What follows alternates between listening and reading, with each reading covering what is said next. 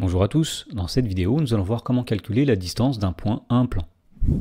Dans l'exemple on nous dit soit OIJK un repère orthonormé de l'espace, on considère le plan P d'équation cartésienne 2x plus 3y moins z plus 1 égale 0 et le point A de coordonnées 8, 10, 5.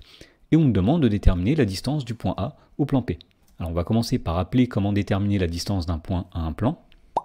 Alors la distance d'un point à un plan, c'est la distance de ce point à son projeté orthogonal sur ce plan. Alors on rappelle aussi ce que c'est que le projeté orthogonal d'un point sur un plan. Donc imaginons ici qu'on ait un plan P, ici qu'on ait un point A, le projeté orthogonal du point A sur le plan P, qu'on va noter H, c'est le point d'intersection de la droite qu'on va appeler D, qui est orthogonale au plan P, avec le plan P. Et donc la distance du point A au plan P, ce sera finalement la distance AH. Alors dans l'exemple, la première chose qu'on va faire, c'est déterminer une équation paramétrique de la droite D qui est orthogonale au plan et qui passe par le point A. Alors pour déterminer une équation paramétrique d'une droite, il nous faut un point. Alors ici nous avons le point A et il nous faut un vecteur directeur de cette droite.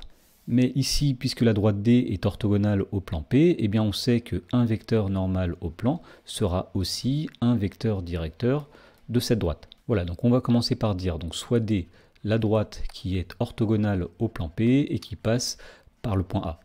Ensuite, on va déterminer un vecteur directeur de cette droite. Ensuite, pour déterminer un vecteur directeur de la droite D, on va prendre un vecteur normal du plan P. Mais comme on a une équation cartésienne du plan P, on peut lire directement sur cette équation un vecteur normal au plan P, c'est le vecteur de coordonnées 2, 3, moins 1. Et donc, comme le vecteur de coordonnées 2, 3, moins 1, c'est un vecteur qui est normal au plan P, ce vecteur-là est aussi un vecteur directeur de la droite D.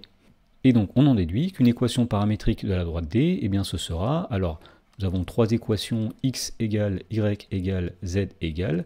Devant le paramètre t, nous allons mettre un vecteur directeur de cette droite, c'est-à-dire le vecteur de coordonnées 2, 3, moins 1, et nous allons ajouter ici les coordonnées d'un point de la droite. Alors on sait que la droite passe par le point A, donc ici nous mettons plus 8, plus 10 et plus 5.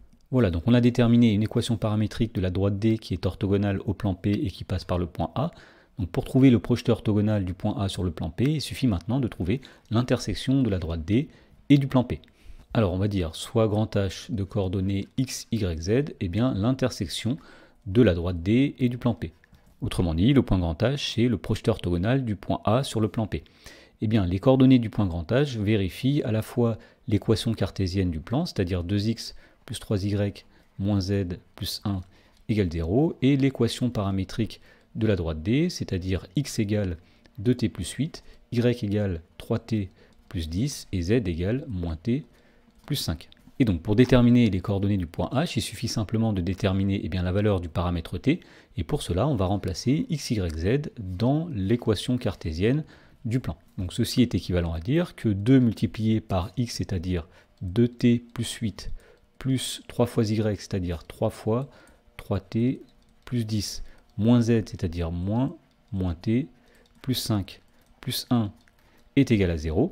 Alors c'est équivalent. Lorsqu'on développe, nous avons ici 2 fois 2t, c'est-à-dire 4t, plus 2 fois 8, c'est-à-dire plus 16, plus 3 fois 3t, c'est-à-dire 9t, plus 3 fois 10, plus 30, moins t, donc plus t, moins 5, plus 1, qui est égal à 0.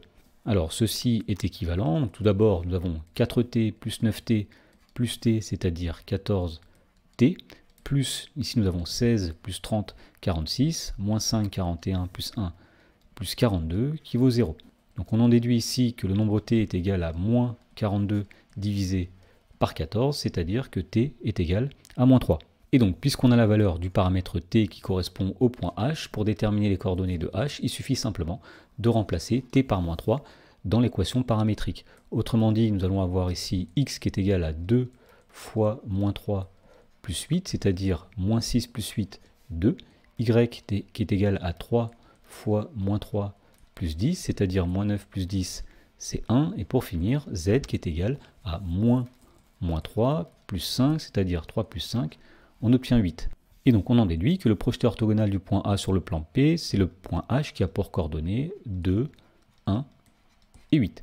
Et donc à partir de ce projeté orthogonal du point A sur le plan P, on va en déduire la distance du point A au plan P, en disant que cette distance, c'est la distance du point A à son projeté orthogonal, c'est-à-dire la distance AH.